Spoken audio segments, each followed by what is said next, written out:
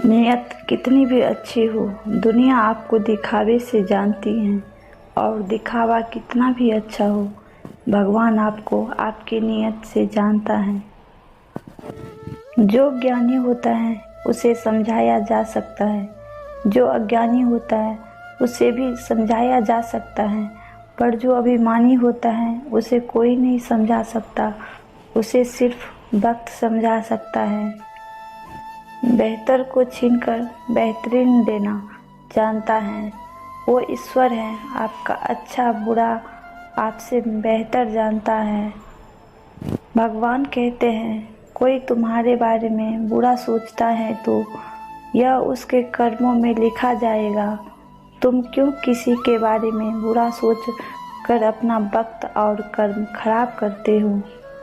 जीवन में परेशानी चाहे कितनी भी बड़ी हो, चिंता करने से और भी बड़ी हो जाती हैं, खामोश रहने से कम होती हैं और सब्र करने से खत्म हो जाती हैं।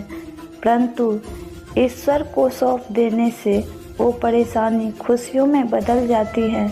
इसीलिए अपनी सारी परेशानियां कान्हा को सौंप कर सच्चे मन से सिर्फ भक्ति करें, वो आपका उद्धार करेंगे। श्री कृष्ण कहते हैं, जब ज़्यादा हंसने और बोलने वाला इंसान अगर चुप हो जाए तो समझ लीजिए वो इंसान अंदर से टूट चुका है। जैसे जैसे कलयुग आएंगे इंसान मतलबी होता जाएगा।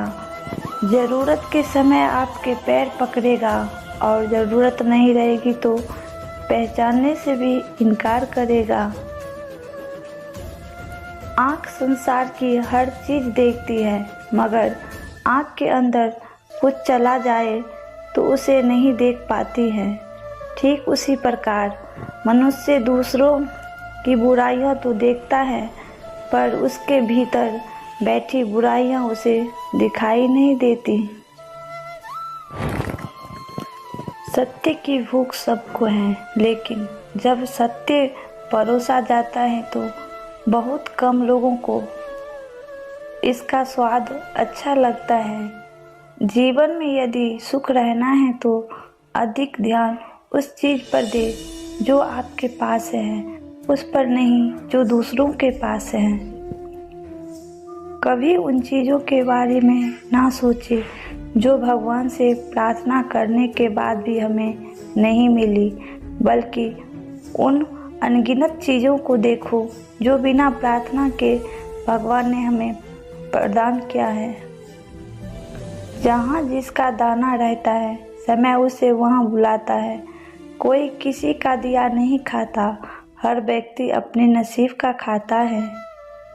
ईश्वर के दो निवासी स्थान हैं, एक वैकुंठ में और दूसरा नर्म और कृतज्ञ हृदय में। जो अपने सुख के लिए दूसरों को हानि करता है वह मनुष्य कहलाने के लायक नहीं है। मनुष्य वही होता है जो अपने स्वार्थ का त्याग करके दूसरे का हित करे, कम से कम दूसरे का नुकसान ना करे। श्रीमद्भागवत गीता में लिखा है, जो लोग किसी अच्छे व्यक्ति का दिल तोड़कर किसी तीसरे के पास सुखी ढूंढने जाते हैं, वो अक्सर धोखा ही खाते हैं। कभी भी किसी का ज़रूरतमंद को अपने चौखट पर जलील मत कीजिए, क्योंकि ऊपर वाला कटोरा बदलने में देर नहीं करता। पिता के द्वारा डांटी गई संतान, गुरु के द्वारा डांटा गया शिष्य और सुनार के द्वारा पीटा गया सोना, ये सब अंत में आभूषण ही बनते हैं। इंसान की संपत्ति ना दौलत है ना धन है, उसकी संपत्ति तो उसका हंसता हुआ परिवार और संतुष्ट मन है। हर चीज़ और घटना होने देना के लिए ईश्वर के पास कारण होता है। हम कभी उसकी बुद्धिमत्ता को नहीं समझ पाएंगे, लेकिन हमें तो सिर्फ उसकी इच्छा पर भरोसा करना चाहिए। मुश्किल नहीं है कुछ इस दुनिया में, तू जरा हिम्मत तो कर, ख्वाब बदलेंगे हकीकत में, बस तू जरा सब्र तो कर।